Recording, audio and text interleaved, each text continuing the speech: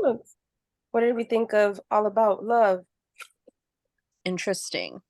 Kind of Mhm. has me I thought it was really funny because I was like after reading the first two chapters, I was telling Luis about it. And I was like, like it just has me questioning everything you're doing. And so all day today he would like respond in a way and I'm like, interesting. Funny. And You're he just like kept blaming the book. He's like, traumatizing him. Or would that be gaslighting? Probably. Yeah, I think so. No, what did I do? I was like, come here. I was like, dame besito right here. And he goes, what? And he goes like, oh my God. And I'm like, no, never mind. I don't want it. And he's like, what? And I was like, it's just interesting. Your response. Just psychoanalyzing him. Oh my gosh. You know how I said I had previously mentioned that I was reading it and it took me forever, and right where we stopped was actually a little more than what I read, like this yellow right here. Mhm. Like I stopped here and this is where we stopped. Like this is Mhm. where I initially like got to the spot. But as I was like rereading it, like I knew I had read it before and I had already heard about what they were talking about, but it was still somehow new because it's not like a full-on novel, or like there's no actual story that I feel like it's kind of nice that we can kind of go back and be like, oh yeah, that's right, they mentioned this and they mentioned that about the childhood and about like your spiritual, and I don't know, I think it was kind of nice to get that again even though I had already read it. Well, you're a different you every time you reread a book. Yeah, that's also true, but I haven't really like reread any book, so except recently. No? No, I had never. I have so many books. Why would I reread one that I already read? I reread 50 Shades. I've never reread any book. Um, I think the only one, maybe the only one was the one called Flipped, but that's when I was younger. But Mhm. I don't think I did because there's just so many. Why would I reread them? Hmm. Sometimes I listen to the Harry Potter books Hmm. just like as like a comfort thing. Like if I don't want to find something new, Hmm. and the narrator is really good, but that's the only time I've really like reread. Books I really like, I'll reread them. Like I just reread a series and then I reread because I couldn't decide what to read.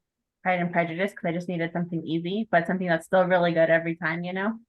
I And you didn't read that one. a little bit different. And Dracula too, and Little Women. I think I used to always read it around Christmas time because I think that's like a cute book to read in the winter. Mhm. And Harry Potter, of course.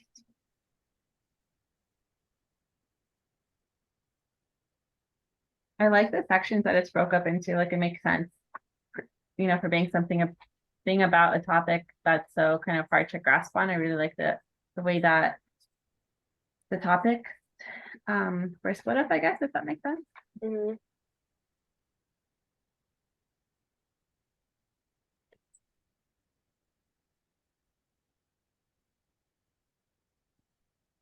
I just started the show Normal People.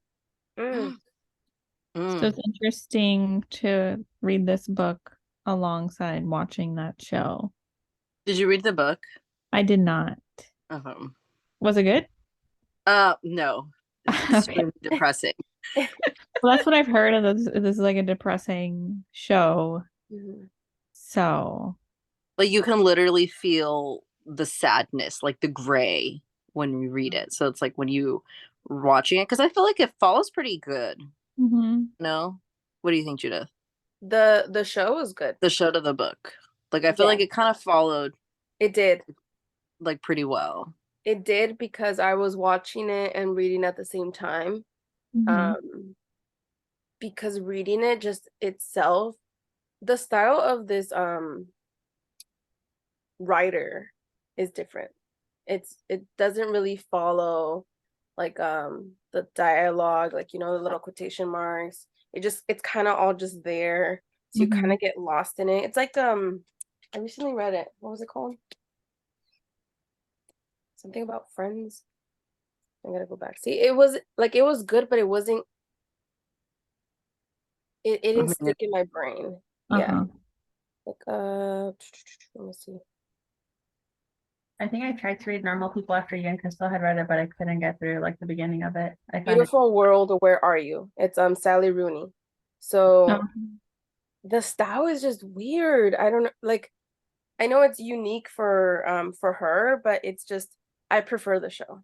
The book, my friend reread it so many times and I'm like, I can't. Like I found the show more interesting.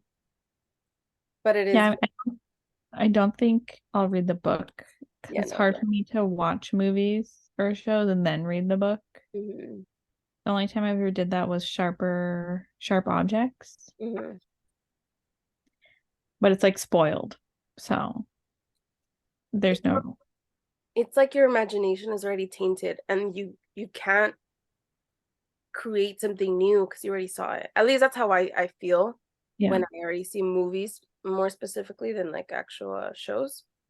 I just I rather have my brain create this image and then either like Mhm. it or not like it when I see the show. I think the only time it made a little sense is Harry Potter because I saw the first movie before I read any of the books, Hmm. and it's just totally different because the books are so long, so there's so much more in them versus the movies. But that's the only franchise I can think of. It was also timing though, right? Because I think I saw Chamber of Secrets when I was in second grade. I didn't even know like Harry Potter one was a thing, but like seeing the movie made me think like, oh, I think I would like the books, and then that's how I got into it too.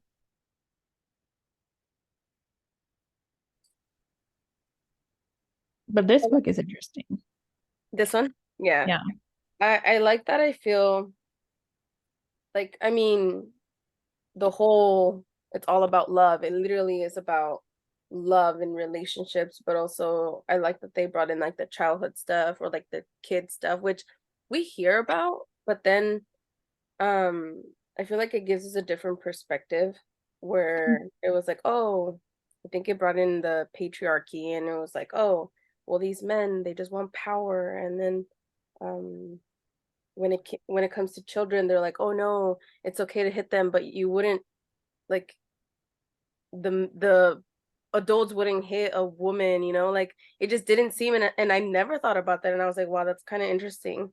And they're like, oh well the children like they basically I mean they're kids, they can't stand up for themselves. They expect women to do that and I was like, oh my God, like I said, I already read this and the fact that that totally like went through my head and forgot about it. I was just like, wow, I kind of like that section, the child one. I was like, oh.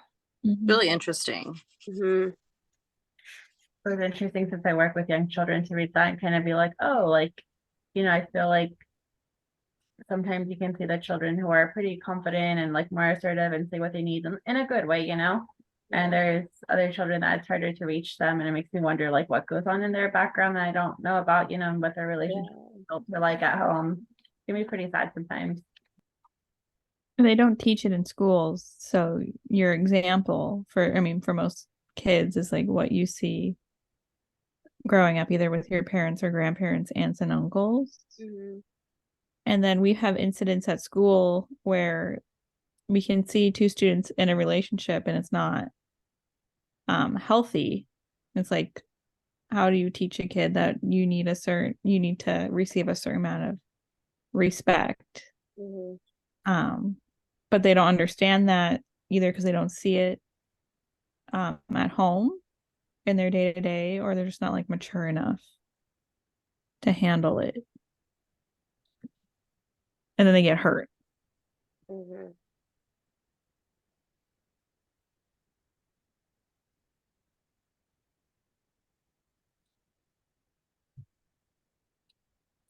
And I also think the author made a point. I think it was one of the earlier chapters that's like they don't teach these things. They just like expect it to happen. And because love is supposedly like a good thing, that It should just come naturally Mhm. or not need a lot of guidance or teaching Mhm. or being talked about.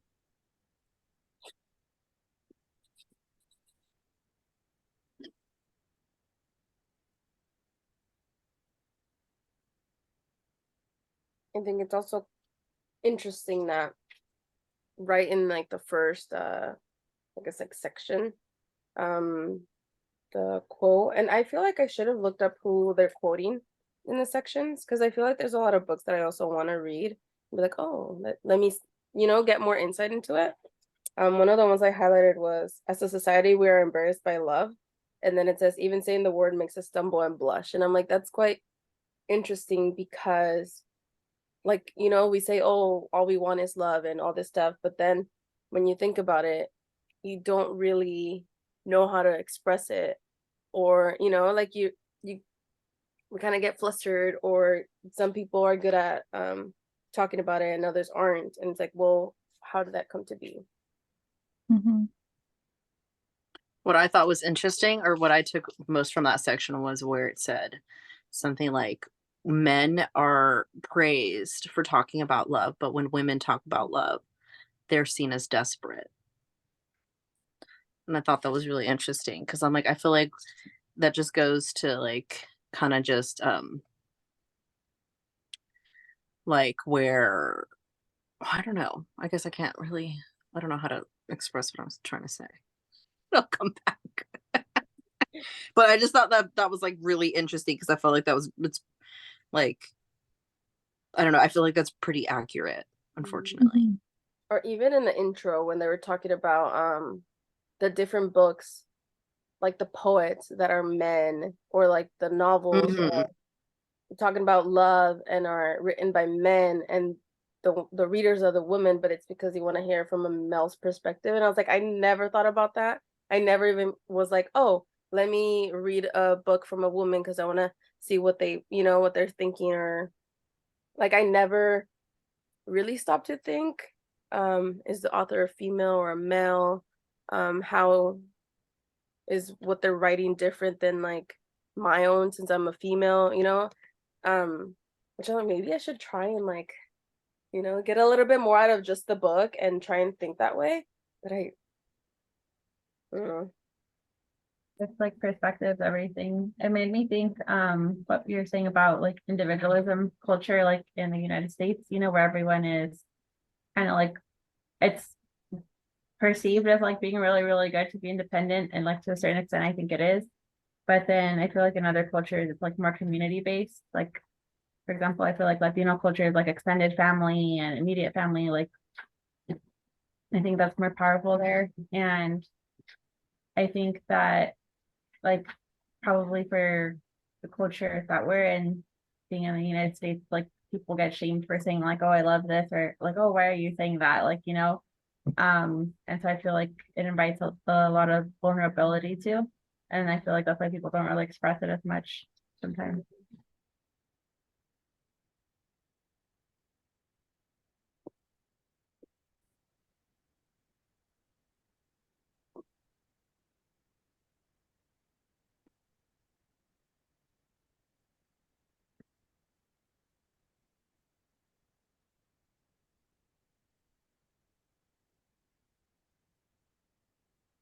Or also the fact that they were saying that we don't really have a clear definition of what love is, because then if we do, then we come to face that we're lacking it. And I was like, oh, like it's like we're masking not really knowing what love is to make ourselves feel better, that it's either present or not present.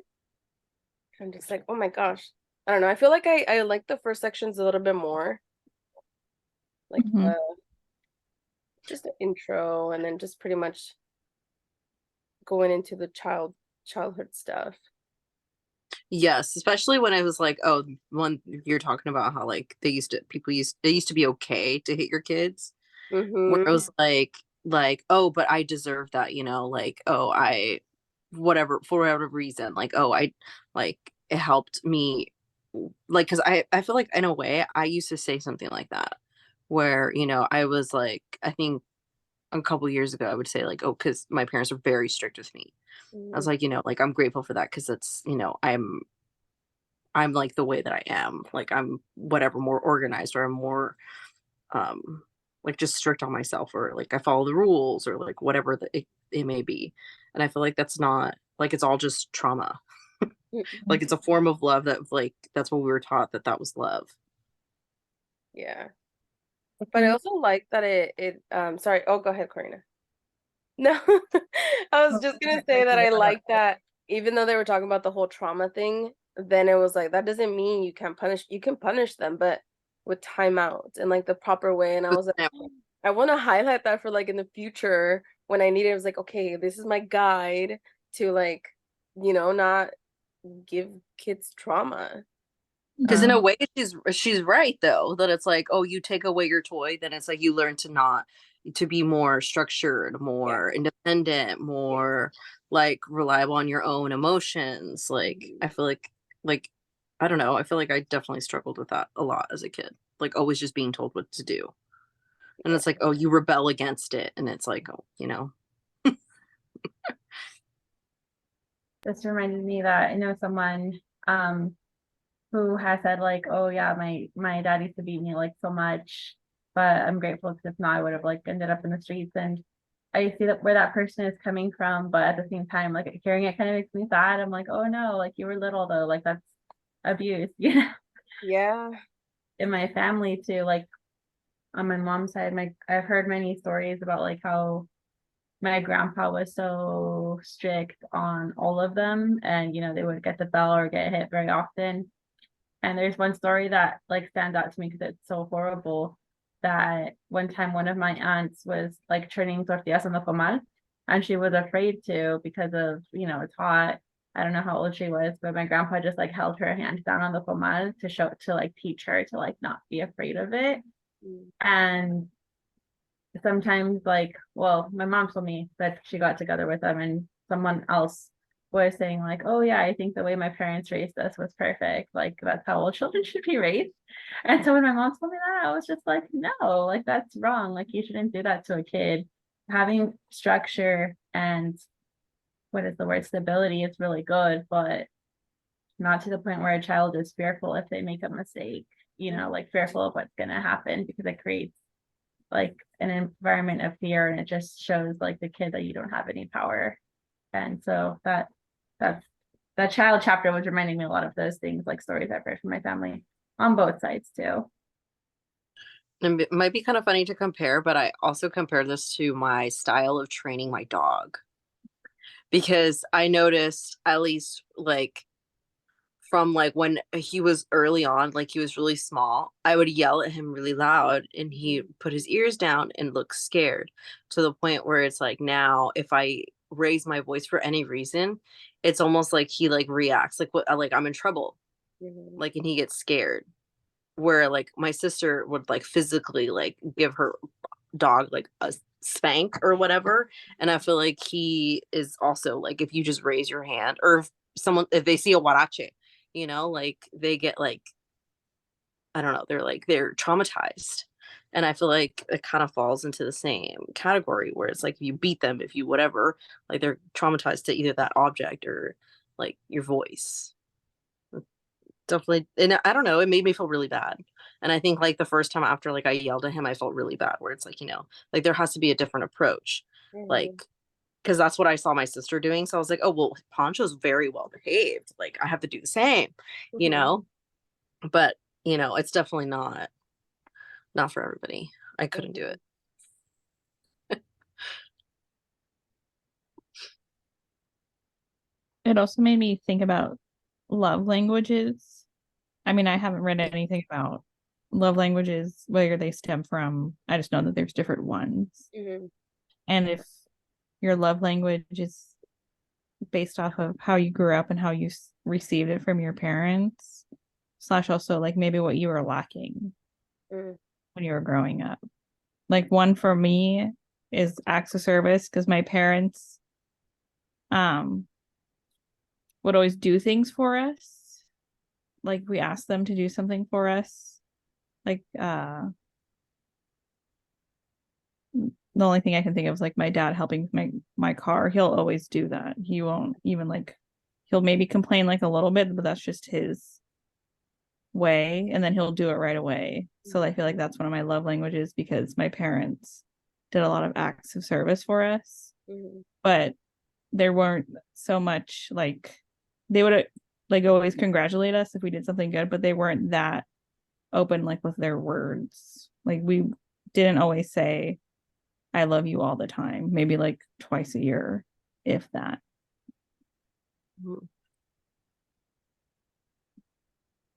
Yeah, I feel like I want to look more into love languages, because I feel like I know what mine would be, but at the same time, I'm like, I don't know. I feel like I could be all of them. Like not all the time. Yeah, I was like, oh, not all the time. Yeah, exactly. So I feel like it varies in situations, and I guess in times. Like, yeah, I mean, I would like that, but I would also like this. But I haven't taken the quiz because I think there's 5 of them, right? Yeah. Yeah. I read a book about like how to use them like in the workplace, you know, like if you're a boss of somebody, like, you know, I think it was a principal's book in the past or something. And it's like how to use like that theory in a workplace. I think it's physical gifts, affirmations or like nice words, acts of service. I think one's physical touch, and then I can't remember the last one. Well, you can't be touching in the workplace. I know, so I always have to take Girl. opinion on that. Hi. High five. That's Maybe the other one's time, like quality time, but I'm not sure. It is there. That is one of them. Thank you. I was very curious. Oh, thank you too, Darlene. I was very curious. I think it was section 3, the part about the lying made me laugh, because I feel like in my family, a lot of people lie all the time, like little white lies or bigger lies, or don't tell this person this, you know, and I'm just like, oh gosh. that one is interesting, because I'm like, how do you teach? And I feel like I go back to the child thing. How do you teach kids not to lie? You have to teach them to be honest. Like there's no reason to lie, I think. Yeah. Like not even what they consider a little white lie. Yeah. Like I feel like there's nothing good ever comes out of Because I lying. also feel like you can teach the kids all these things, but then they go to school and They could be learning something completely different. yeah, and I'm just like, you have no control in the people they meet and how they were taught. And I was like, oh my God. See, but with honesty, the kid comes home, well, I was told this. And I was like, you know, like that's where you're honest with them. You speak to them as clearly as possible. Like, hey, like everybody has different parenting styles, but you know, I'm teaching you to be honest, so it's, you know, helps you along the line or whatever it may be, you know? Yeah, it mostly, not that it's a fear, but I'm like, God, kids are tough. I don't know, man. That sounds like a lot of work. And they've definitely evolved. I feel like I was not like good. thinking about myself, like, you know, as a child was definitely not thinking about these kind of things. Yeah. Like, it's just crazy. You can kind of tell sometimes when a kid's lying because they take too long to think of what they're trying to say. And then I learned from Criminal Minds, I think, like if their eyes go up and to the right, like it's a symbol of someone's overthinking, you know, and possibly going to tell a lie.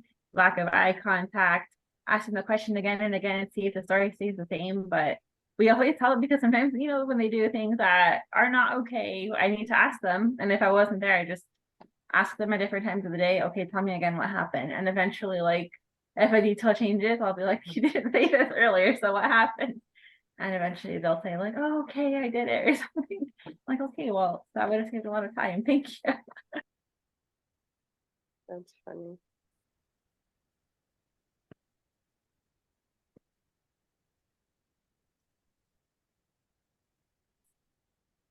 I am late. What did I miss? It's okay.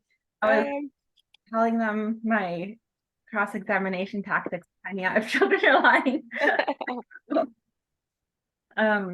I thought it was cool that they had a very small section on knitting too, like in the spiritual I think I was like, oh, cool, a reference to craft. You're like, that's me. I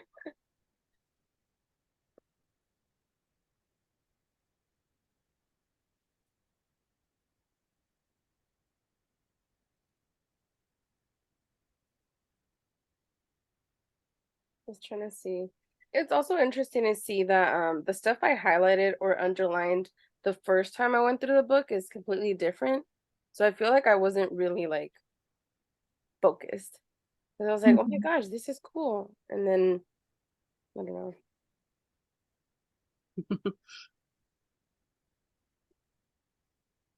Nice.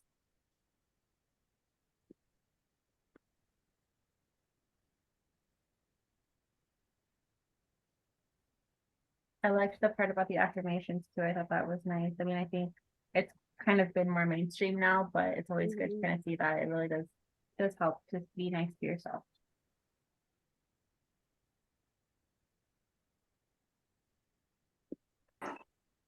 Is I the feel author? like, Go ahead.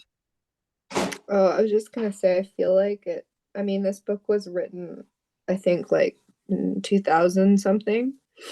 And I feel like everything she's saying is really like how people are talking now.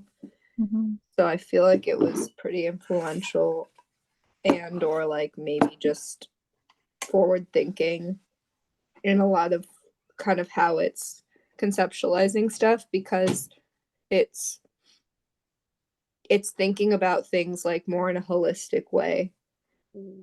like instead of just like, oh, in your relationship this is what you should do. Mhm. It's like thinking about it like um in different parts of your life. And I feel like that's a little bit more common now that people do more therapy and they're more, connected with that. But I feel like in the 90s and 2000s, not so much. So I feel like she was kind of ahead of her time a little bit with some of the stuff she's saying.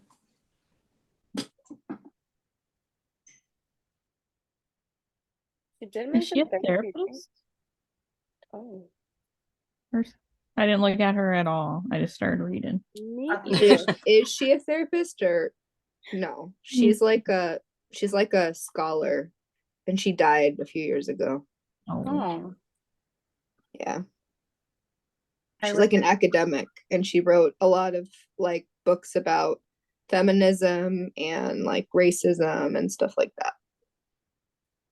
I pulled up her Wikipedia. It says Gloria Jean Watkins, better known by her name Bell Hooks, was an American author, theorist, educator, and social critic who was a distinguished professor in residence at Berea College, best known for her writings on race, feminism, and class. I was wondering that earlier because I follow a lot of teacher pages, and a quote like about anti-racism, more like geared towards teachers, came up from her, and I was like, oh wait, I'm reading this book by her, so I wasn't sure what her job was. Mhm. And I think she was influenced possibly by this guy called Paulo Freire, who wrote the book The Pedagogy of the Oppressed, and it talks a lot about how the schooling system oppresses like children sometimes, and children of color and lower socioeconomic status as well. I have that book. I haven't read it all because it's a little hard for me to understand it. But when that guy was mentioned too in the I think either the comments or like the description of the post that was, I was like, oh, okay. So like I thought maybe you should be in education or something with children. She did mention the teaching thing, right? Which I want. You said she was a teacher? Yeah, right? Or no? Educator, yeah. But I think I don't know if like lower levels because it also said she was a professor, so maybe that's what it meant. But she was She was a college professor. thank you.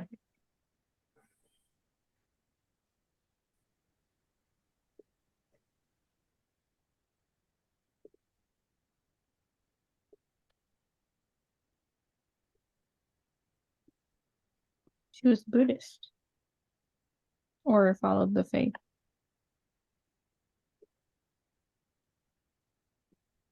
Yeah, the part where I think she brought in religion and was like, you can practice all of this religion, the different types, but it kind of brings me to like, just because you go to church or you don't go to church does not mean you're gonna be like the perfect example of like giving love or care or being caring. And I'm just like, wow, I've heard that, or I've talked to people about that. And I'm like, the fact that it's in here, I'm just like, yep, yep. I don't know, it's cool. I know, talking about being fearful, I feel like growing up in the Catholic Church, not that we went very often, I was like, oh no, like if I do something bad, I'm gonna be punished. Hmm. Mhm.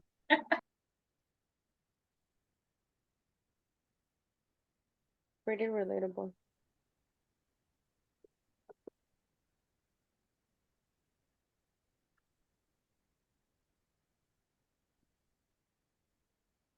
I also thought it was interesting that it was saying a lot of women, or there's like I think it was in the beginning that a lot of women turn towards like romance books to find that itch for love or satisfy their love Fantasies. fantasies. Mm-hmm. And it just made me think about I think she wrote about it, but what do men do? Or are they just not as obsessed with romance novels as some I of think us? they're not as like obsessed about love Mm-hmm. as women or as we are. Like, or maybe there are some men out there that are more in touch with their femininity, like, Mm-hmm. but and I think that term comes from the romance part where it's like they're more romantic or they're more, I don't know. Mm-hmm. You know what I think it is like, and I don't think it's just men. I think it's like both genders in our society now. It's like there's now a focus on the milestones of love that you're supposed to reach. It's like you're supposed to, you know, be in a long-term relationship, or you're supposed to be married, or you're supposed to, have kids. And like there's these milestones you're supposed to reach that are like like those are what you strive for, kind of a thing. And Mm-hmm. sometimes when there's too much focus on that and not as much focus on like the actual act of having a good relationship, it can, I think that's a really big thing in today's world, and probably when she was writing the book too. So I think that's what maybe they're thinking about. They're like, oh, I need to get a wife. They're not thinking like, oh, I need to like be a more loving Yeah. Yeah.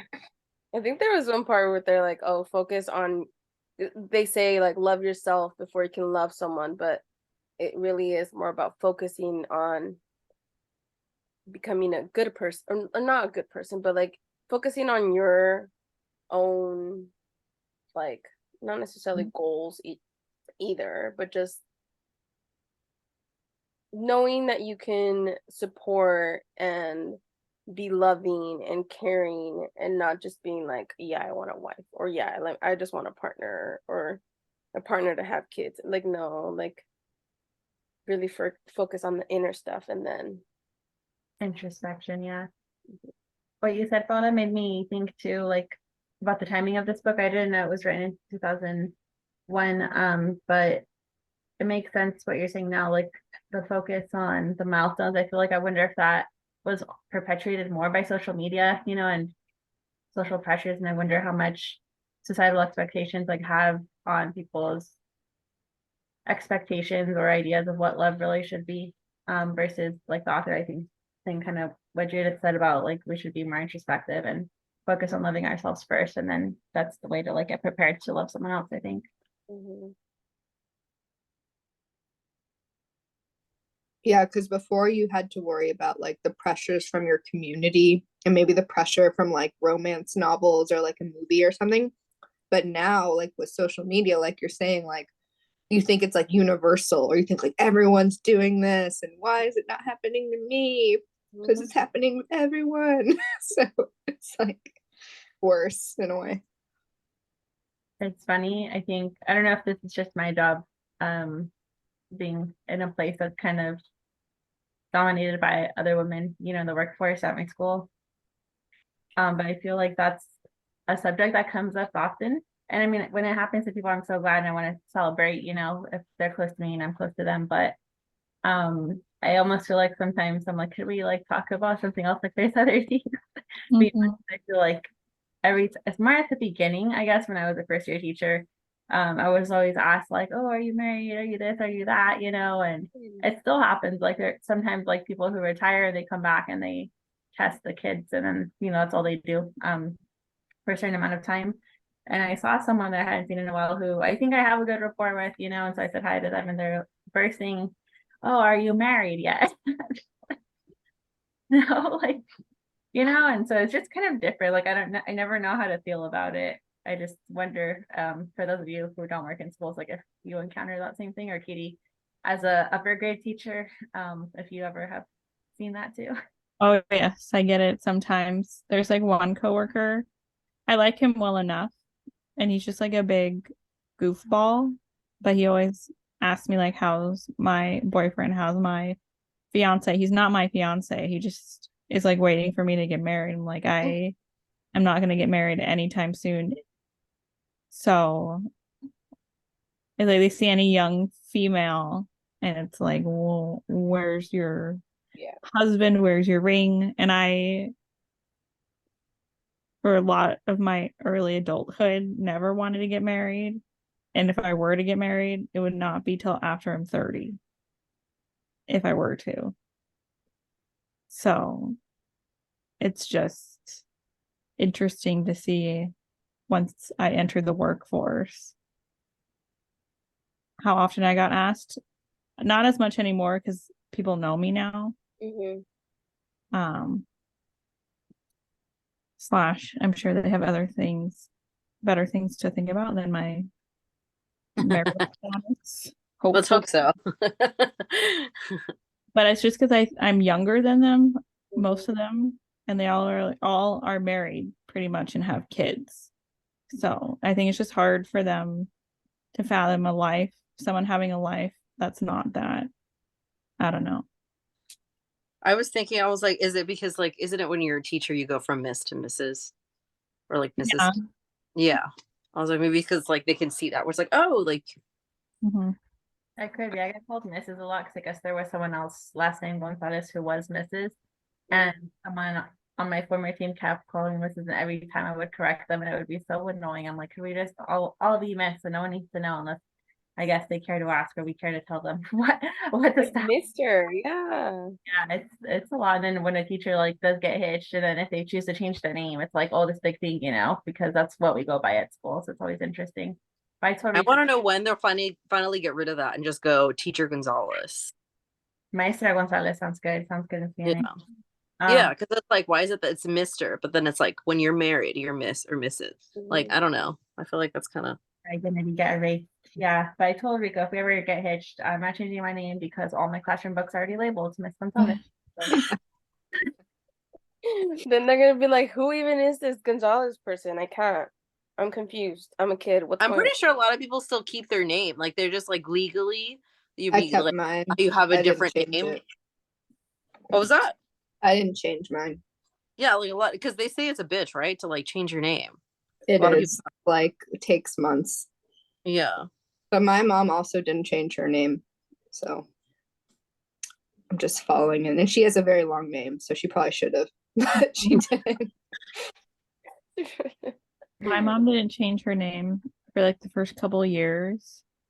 And then she was a stay-at-home mom and she was dealing with like all of our paperwork and doing all that stuff for like school doctor's appointments. And our last name was Winters, her last name was Quadra, so she ended up changing it because it was just easier for her, but she didn't like it.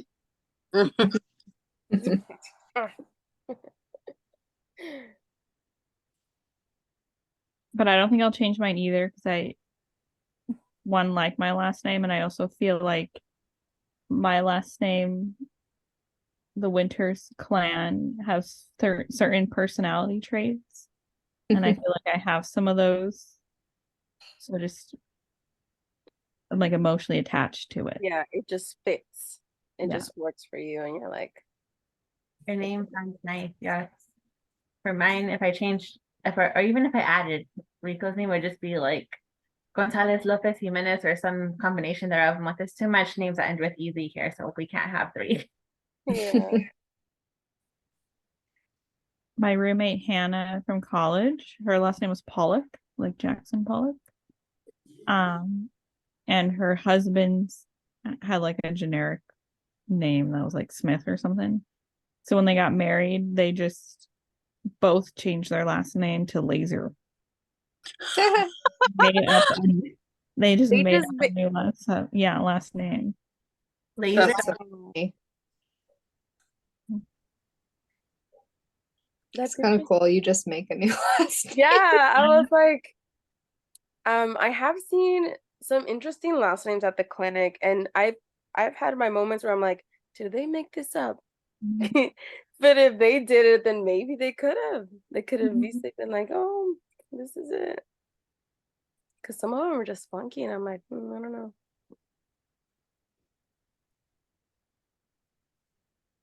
I don't know if I would be able to come up with. That's just. I don't know. It's Big weird. responsibility.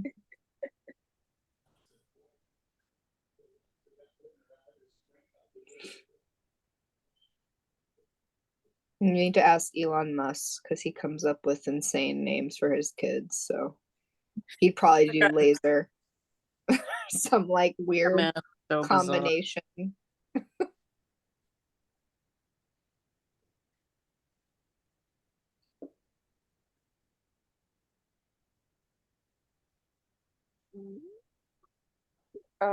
The next section is 6 to 9.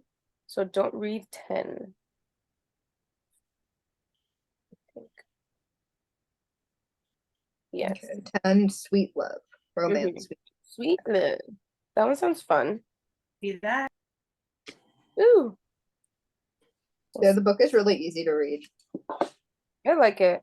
I was gonna go to the gym today and just cycle and read it, but I was like, no, I kind of just like to sit and actually like just enjoy it like at my own pace and being like, okay, I'll highlight this and I'll write some notes here. And my sister was like, why don't you just cycle and read it? I was like, it's a different kind of book. It's not a novel where I can just like, like whatever, who cares, right? Like, oh, what's gonna happen next? And I'm like, it's not. I feel like I'm actually trying to grasp what it's saying. It reminds me more of like a therapy book or self-help book in a way where you kind of have to take each section and sometimes you have to sit with it or even read it Yeah. again a little bit, kind of Yeah. see what it's bringing up in you.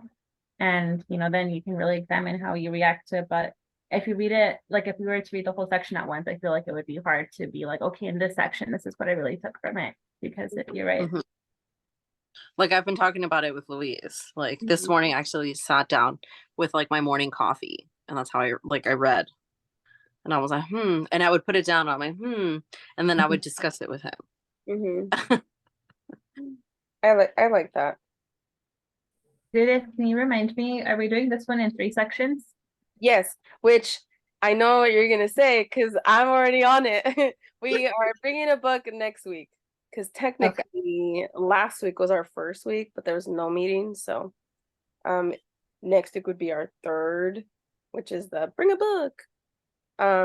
Since it'll be October, just bring anything that's spooky or I don't know, Halloweeny.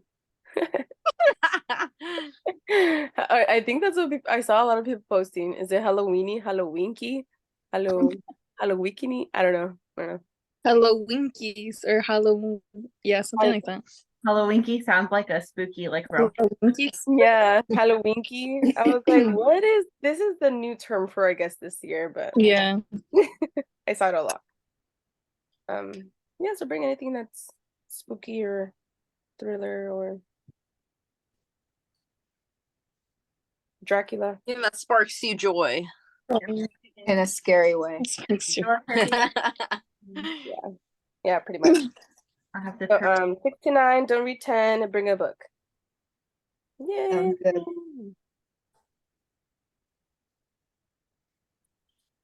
right, guys, I'm gonna head out. Okay, have a good night. Bye.